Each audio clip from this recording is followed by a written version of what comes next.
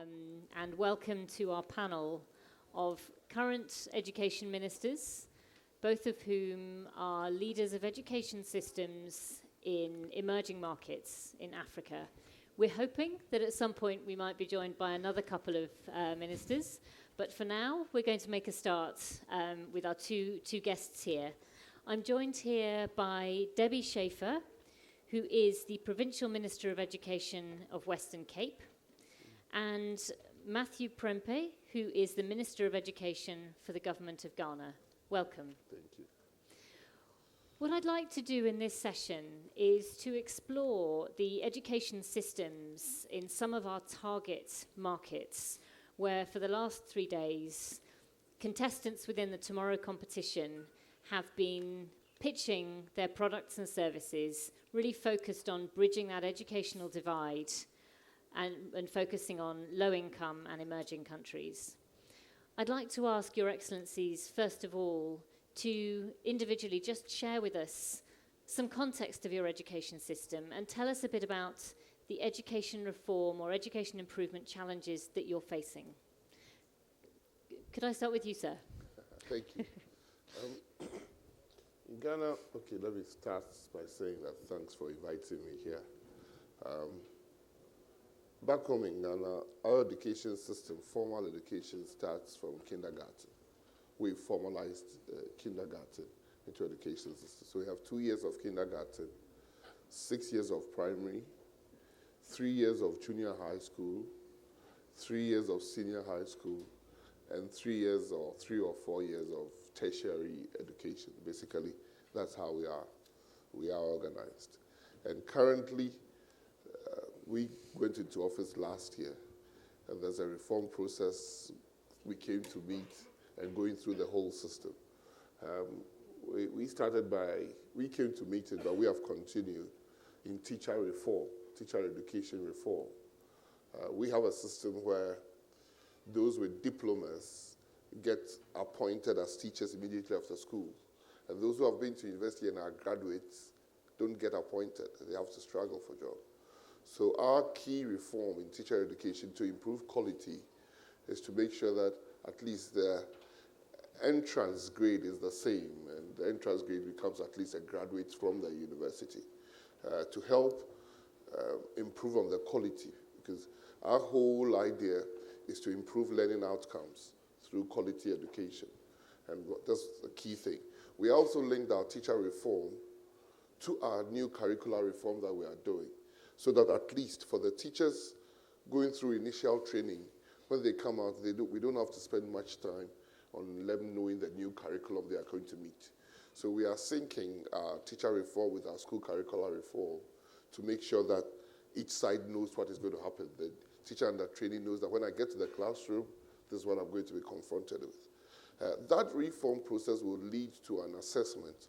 We want to have a national assessment as well as an international assessment of our school, because we want to drive learning outcomes. We want to set numeracy and literacy targets fundamentally to make sure that our kids don't just pass through the system, they achieve a certain level before, if there's a need for intervention, bring in the necessary intervention before it is rather too late.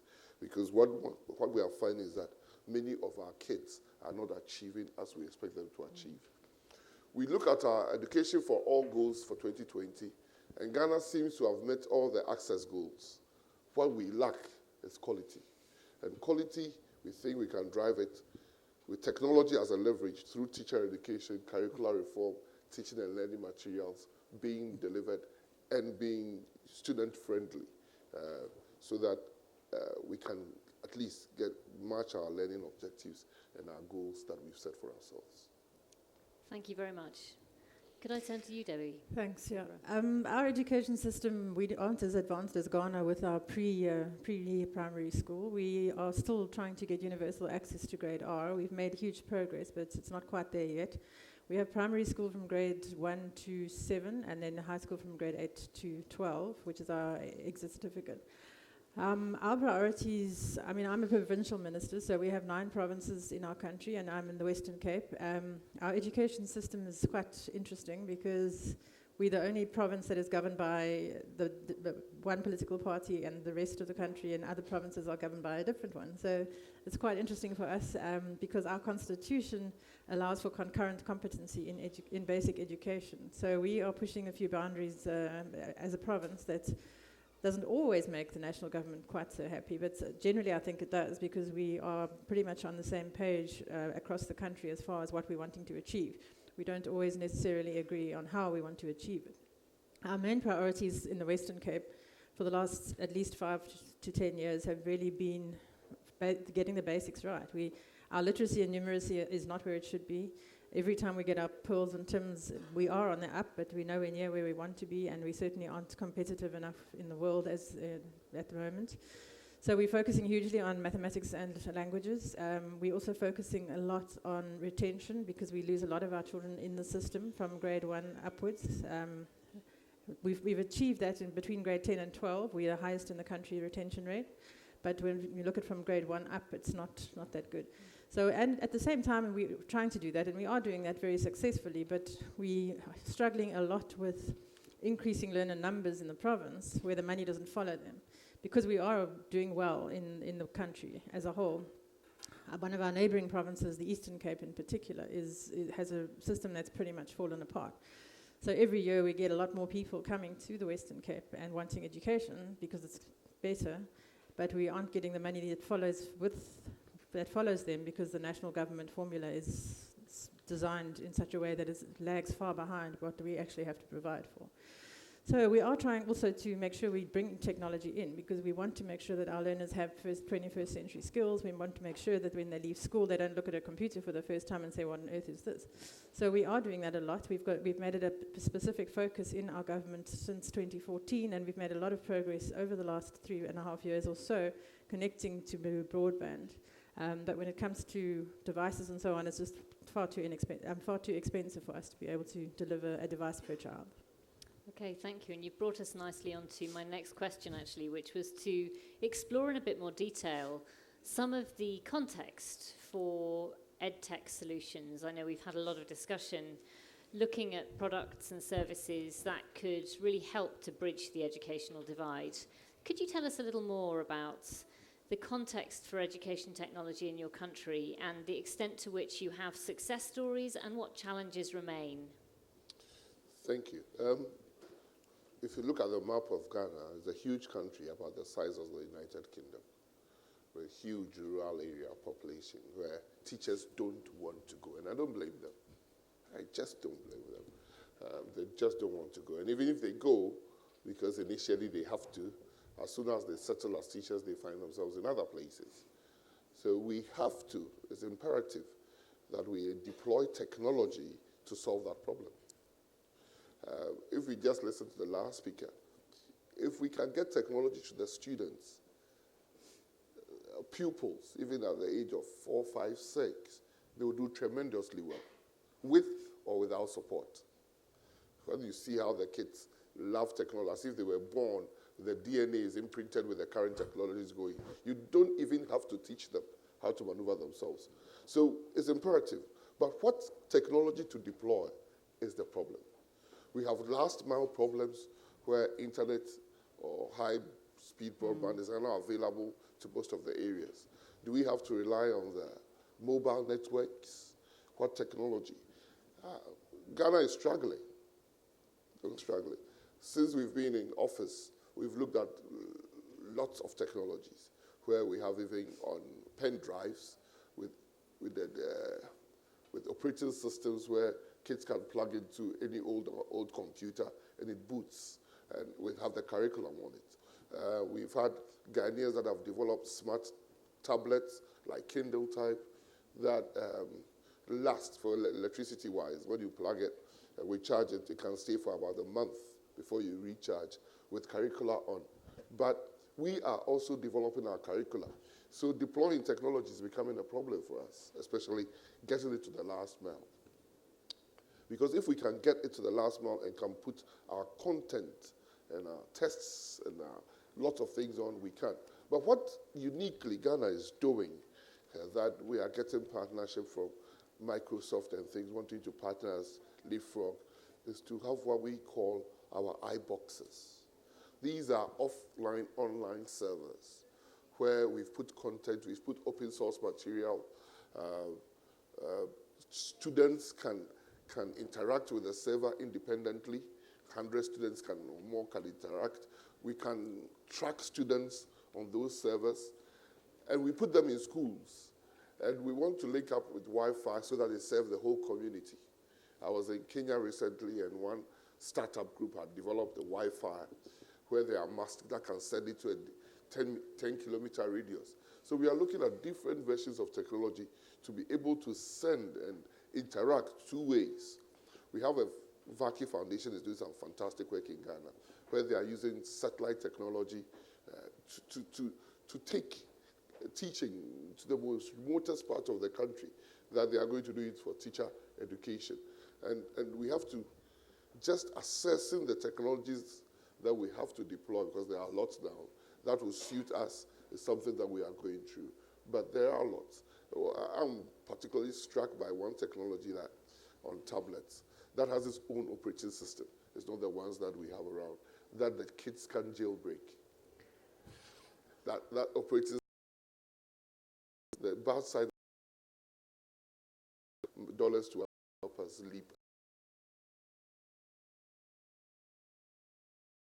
It's a little bit of your context, but what have you found that's working in your region, and what are the things that maybe haven't worked so well? Well, as I say, we've made quite a lot of progress with broadband, so there's kind of intranet in the province. But, I mean, we also have some rural areas, I suspect maybe not quite as rural as Ghana, but even there we find it difficult for teachers who get there, that don't want to go there either. But the difficulty we have is that it's those same areas where we can't always get technology to, because it's difficult to get the fiber or whatever it is. The other issue we face that's really difficult is we have terrible theft problems. So we try and install,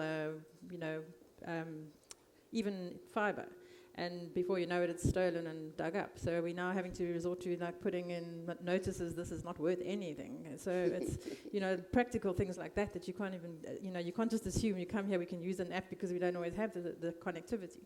So the further away from the city, that is still a problem for us, as well as the cost also for us. I mean, every time that we're still very dependent on the rand-dollar exchange, favorable to us at all.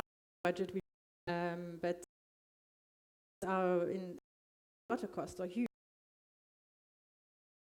We have we are at least making where I'm not. I do feel that we do need they can follow. We call 18 model as well as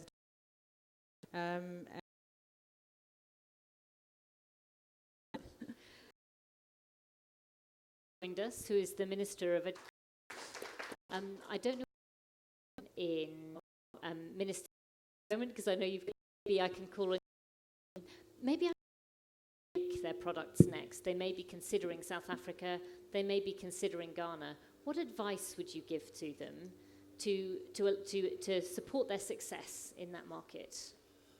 Thank you. Currently in Ghana, we are very, very open-minded about the various technologies that are available and how we can use them in the country.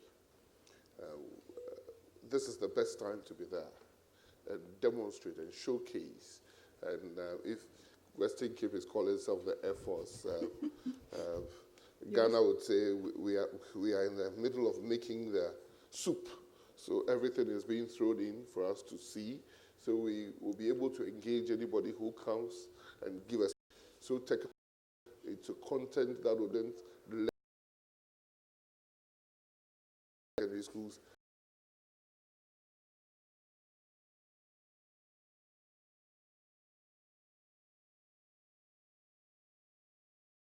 have access to resources, or we can complement them to start building some of these things in Ghana, so that the government, other parts of the government can contribute because of its job creation effects to start some of these factories in Ghana. so that they can have access to the market. Fantastic, thank you. And just before we go forward, is it possible to have headsets so that we can understand for the audience? Thank you. Sorry, could I? Okay. Yes, if you want to, yes, we are the Air Force, so we are certainly also open-minded. What I would suggest if people want to come is, we often have a lot of people wanting to come and they all want us to pay for their stuff. We can't do that. So don't come and ask us for money. Come with solutions, preferably a nice philanthropic donor or something who'll be prepared to test it for you. And we'll be very happy to pilot it. One thing we have a huge problem with in South Africa, I don't know about other countries' legislation, is our procurement processes. So we aren't able to just say, we want your product and we're going to just buy it. So, we can pilot things, but there's still no guarantee that you're going to get, if we decide we want to use your product, we still have to go out and open tender. So really, the more unique your product is, the better for you, because then it's unlikely you'll have any competition. So that's the one suggestion. Because of the procurement issues, we also are working, our Premier has been very seized with trying to ensure that we are very open to education technology. And we are working with a partner called City, which is Cape IT Initiative. They've started this thing called Ingenie, which I know Jamie Martin was speaking yes to. And they are going to be working on helping startups to develop in our country and in the province. And it's quite innovative. So they're working together closely with us, so we can also try and sort of circumvent some kind of, not in a bad way, but just get around the procurement issues that we face. So I think just first of all, know your context. Also come and work with the department. Don't do your own thing and then come tell us you've got a solution for our problems. Come find out what our problems are first and how we could work together to try and develop a solution. Because we often find people just really don't understand our context. There still are people who think we have lions walking around the streets and stuff. And you really just come here and see what it's like before you actually decide. Thank you, that's great advice. Do we have a way of communicating the... Okay, fantastic. So we don't need headsets. Thank you very much, team. Maybe I could just ask you to provide some comments following on from our ministers here. Maybe you could just tell us about the education context in Brazil, tell us about the context for education technology, and any advice that you have for startups wishing to join the market in Brazil. I would like speaking in Portuguese, if it's possible. So we can translate you, yes.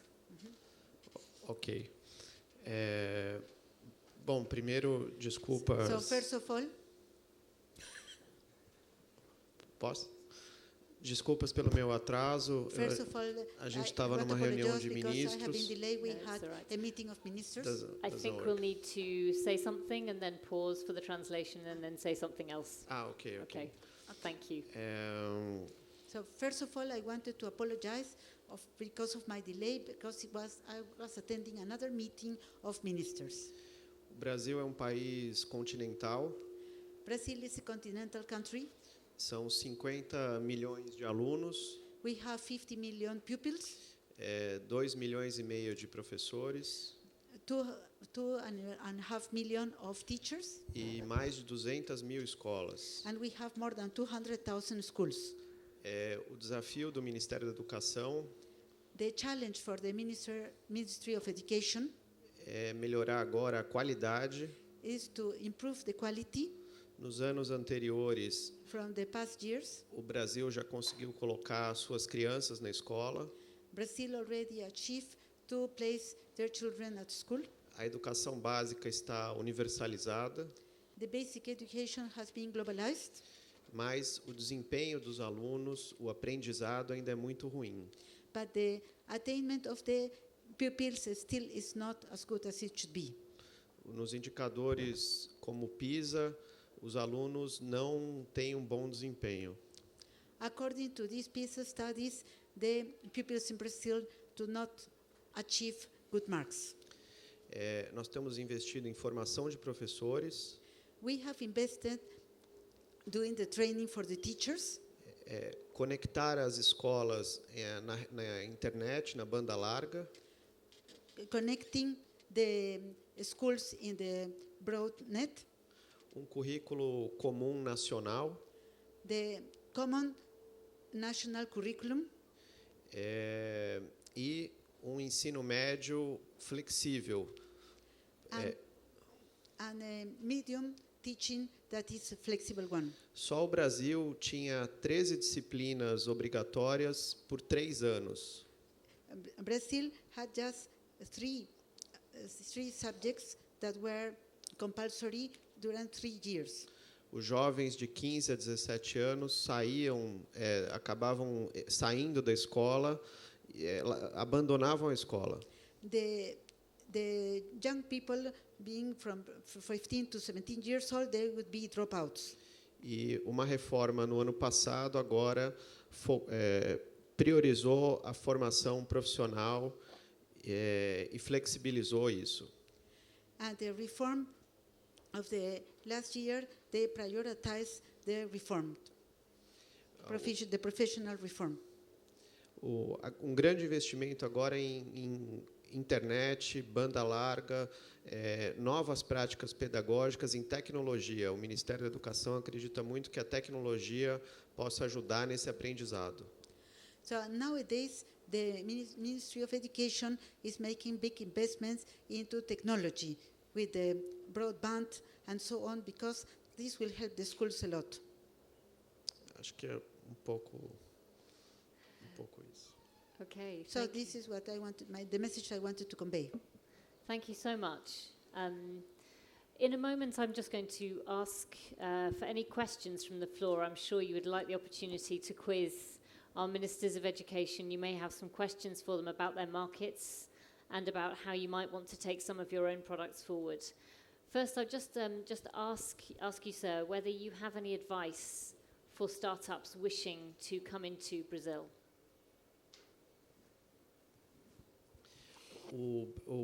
É um país muito aberto.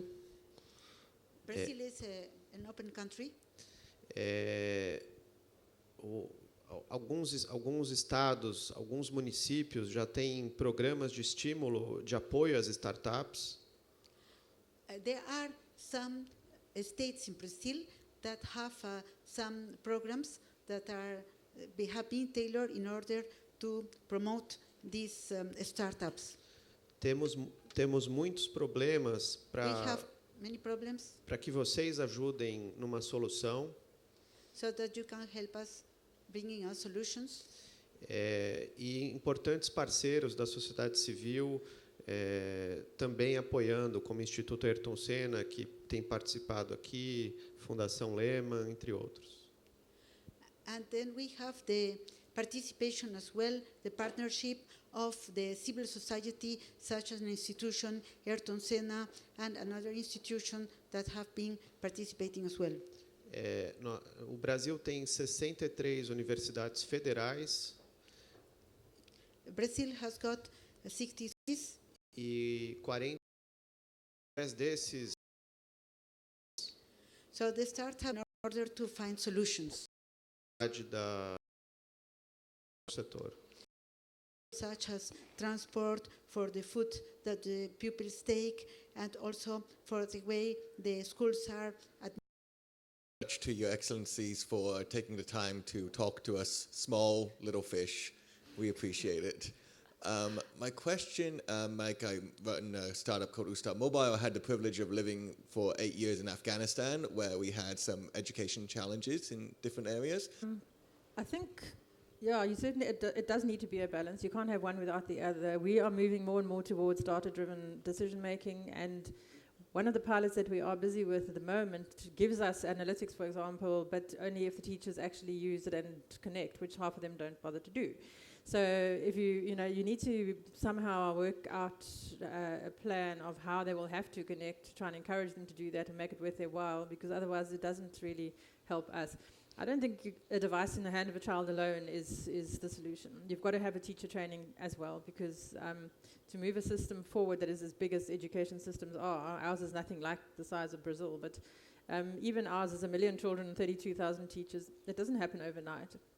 So it really is important. You can't just come with a solution and say, here you go. Our teachers do need to be able to at least oversee the implementation in the classroom and make sure that it is being used properly by the children. Thank you. Any other comments? We have the MS and all those tracking systems. courtesy of a USAID program. What we want to do is to make it across the whole nation, because you have to find out what the teacher is doing in the classroom. Whether, even whilst the teacher is in the classroom, whether he or she is teaching how he or she should, and whether the children are really learning. And it's only technology now that can let us do it and track it seamlessly. So we have to do a lot of training for the circuit supervisors that oversee the teachers to know what they are doing, so the teachers themselves to know what they are doing in the class. And some of these technologies offer incredible tools, resource to the teachers, because I just encountered one where it even shows the teacher how to deliver a course that the teacher is not very comfortable with. So these resources should be available to the teacher when the teacher needs it, especially when the teacher knows what to do. And it's only technology that can let us do what we hope we can do today. And so we have to marry it, the back end and the front end, to make a better product out of it. Achieve learning outcomes, make sure the teachers are doing right, the school is being supervised, the environment is safe and secure. To do all that, it's only technology that will allow us to do it and do it well. And so we have to be very, very open to it and train the teachers. Some of them are not familiar with the computers and things, so we have to have special programs for them to train and a lot of things. And continuous professional development. You don't hope to train a teacher once and get to the classroom and nothing. What tools are we offering the teacher? So it's a combination of things. We have to be able to chew gum and walk at the same time. Can I just add something, if you don't mind? I mean, the other problem we do have is bigger and bigger class sizes. Our budget is so stretched that we have our classes are getting bigger and bigger and bigger. And one thing that is very useful as well is some things I've seen where the teachers can get constant feedback, real-time feedback in the classroom. So that also helps them to deal with bigger classes where they have people at different levels of educational development as well. So. Great, thank you. Would you like to make any comments, sir? Concordo com o que foi dito, formação de professores é essencial. I agree with what has been said. The training of teachers is crucial. A tecnologia é inevitável desde a criança recém-nascida pela vida toda. The technology is also very important nowadays. The children use it since the moment they are born until all the life. No Brasil, nós tivemos uma experiência ruim tentando distribuir tablets para todos os alunos. We had a bad experience in Brazil when we tried to give away tablets to all the pupils. Mas sem conectividade, sem conteúdo, a política foi um fracasso. Without connectivity, without context, that politic turned out to be a failure. O grande desafio, um grande desafio agora no Brasil é avaliação no computador, avaliação online, fazer a prova no computador. The big challenge nowadays in Brazil is actually the assessment that can be done online. Porque nós temos o Enem tem 8 milhões de participantes em todo o Brasil, a prova para entrada nas universidades públicas. We have a test in order to enter a public university, and it's taught by 8 million students in order to enter to study into these universities. E é extremamente difícil garantir a segurança e muito caro. A gente gasta 300 milhões de dólares para realizar essa prova todo ano. So first of all, it's very expensive because we spend $300 million in order to make this test, and also we have to make sure that we are using the necessary safe mechanisms. E o ensino adaptativo, através de algoritmos, a gente poder saber o que a criança precisa aprender e já direcionar o conteúdo adequado. We teach also through algorithms, and we try to find what the children need to learn. Thank you very much. Do feel free to address your question to either any of our panelists or all of them. Okay, sure. Thanks. Thank you all for coming from another small fish. There is a growing trend among developed countries of making mandatory computer science education, computational thinking, programming, etc. I understand that in developing countries, resources are more limited, but what are your thoughts about how to address this growing need, or even plans if you have some? We in Ghana are just about. We started a program with IBM to introduce coding into schools. We started from our senior high school and will be going down with time. But yes, we want to even change the examination to have ICT as one of the core courses that you'll be examined on. So it becomes English, Maths, ICT. Because that is where the world is going.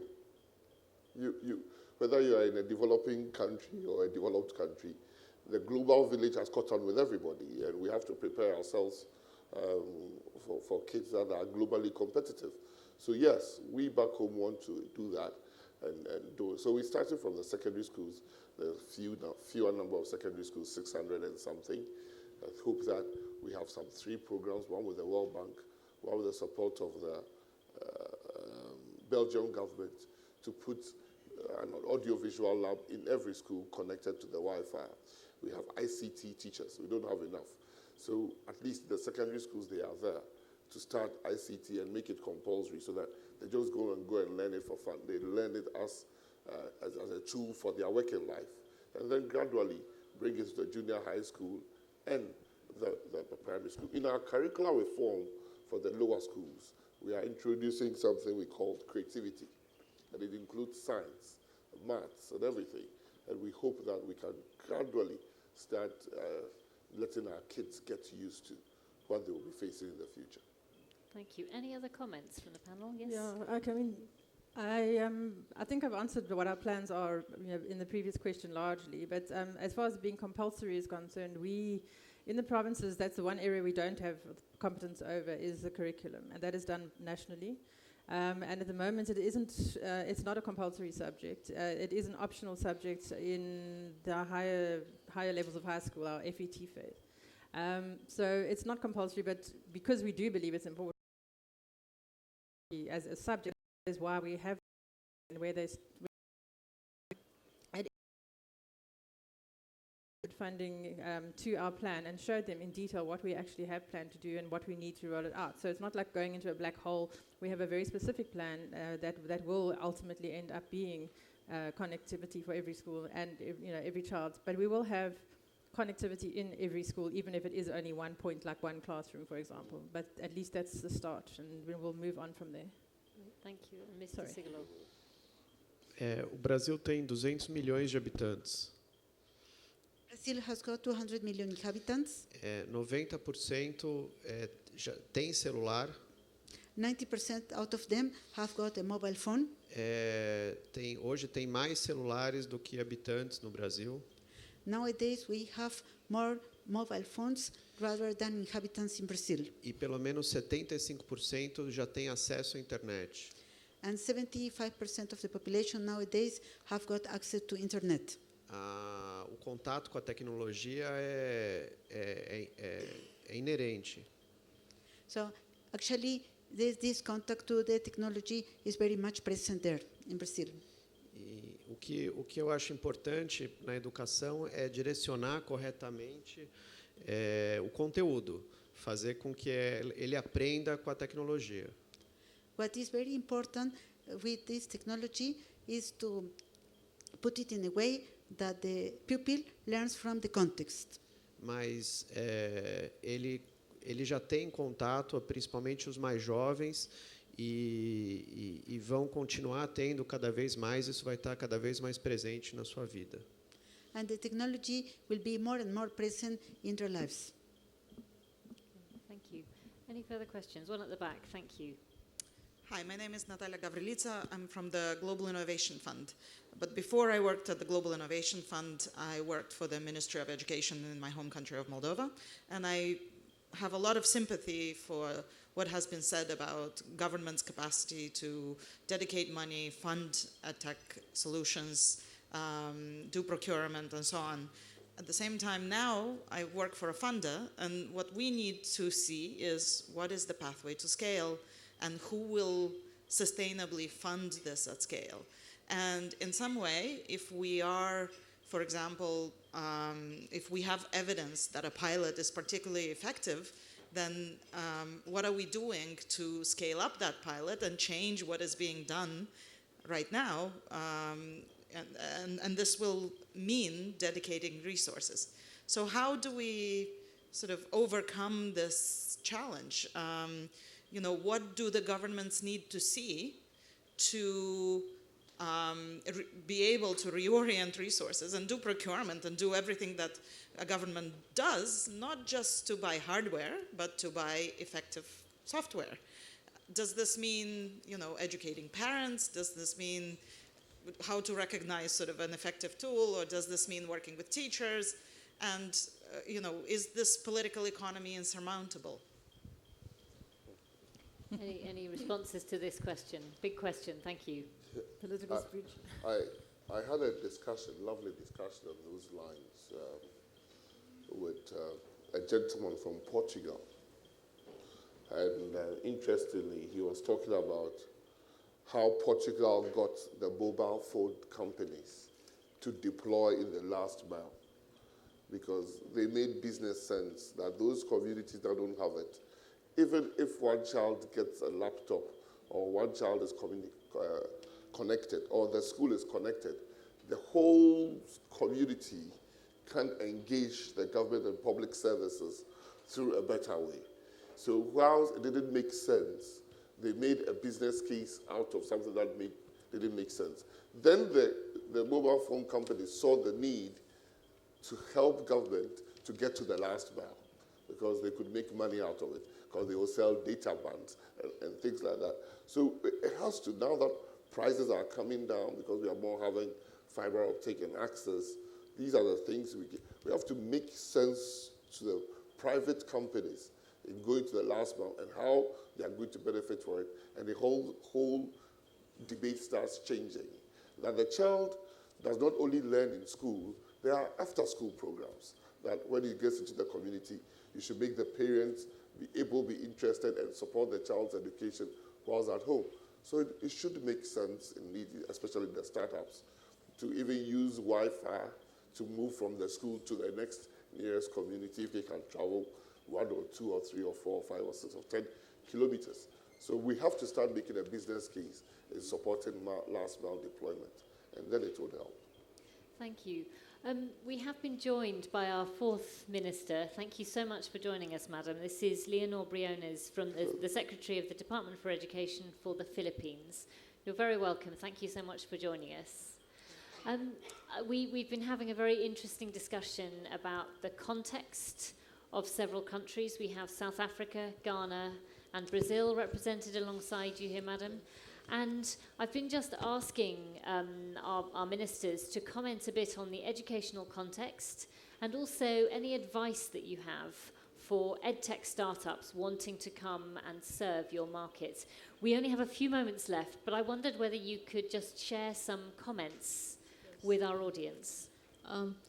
First of all, the Philippines Department of Education, which we call our ministry, is typical of many ministries of education in Asia. We are huge, we are monstrous. In the Philippines, we have, in terms of teachers, we have nearly 700,000 teachers, 26.6 million learners just for basic education. We have the largest budget as provided for in the Constitution in the entire national budget system. So we have a huge bureaucracy with 17 regions. Now, when the new administration came in, the senior high school program was introduced. 2 more years of senior high school education were added. And this has posed a tremendous challenges in spite of 5 years of preparation.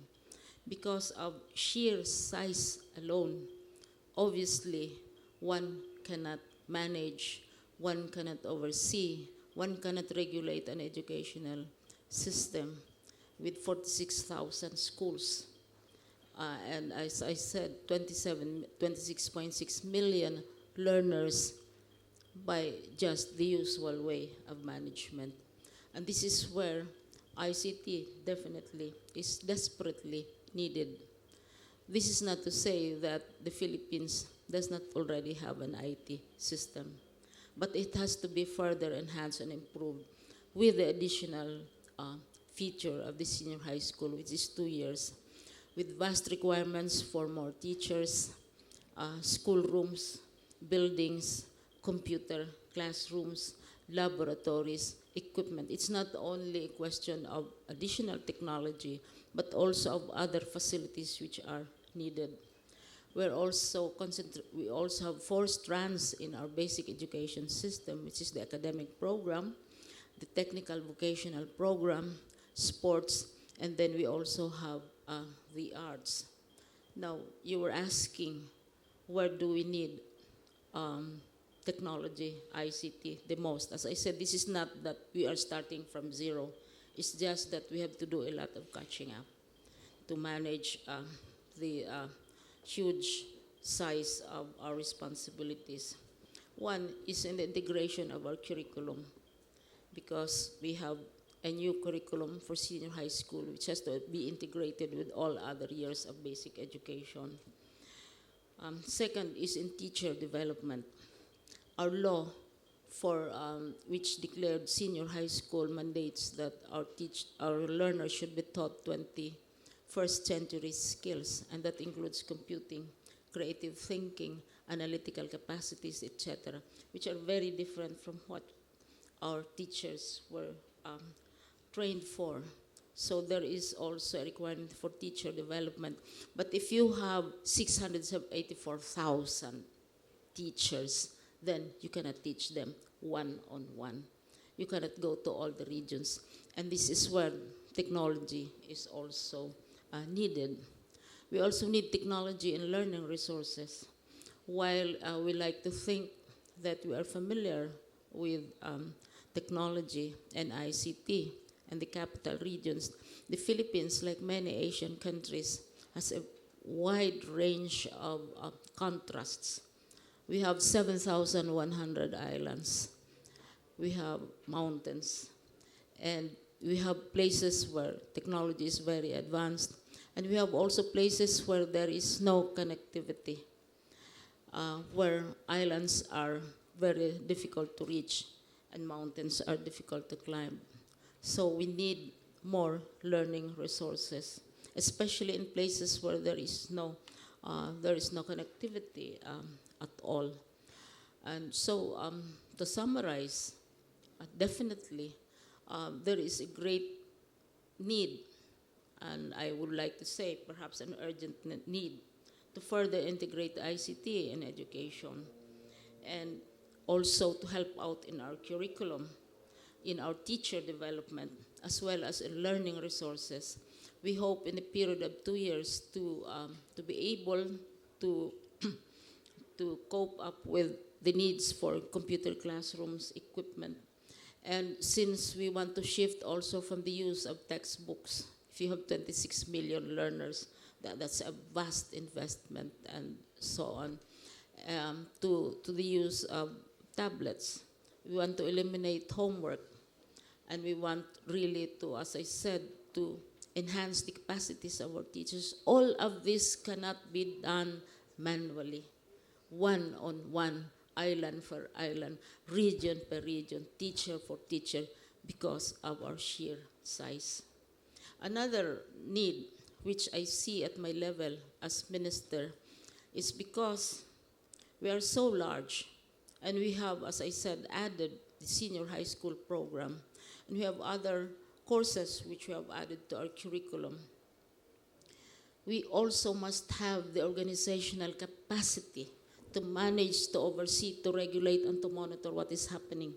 And this is where we also need to improve our information systems at the level of the ministry. And what's more, because we have a huge budget, we have a massive school building program, massive learning resources program for computers, for learning resources. Therefore, we should also have a good financial management system. And our financial management system, which already had difficulty without the senior high school program, finds it difficult, of course, to cope on a daily basis with the needs for information, the need to take care of our funds. We have the largest budget in the entire country.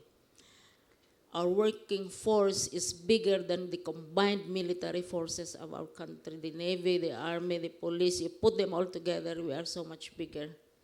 And to be able to regulate, to manage, to monitor what is happening, our organizational systems, our office systems also need to be upgraded. And not just the classroom, not just the textbook, not just the teachers, but the organizational system itself.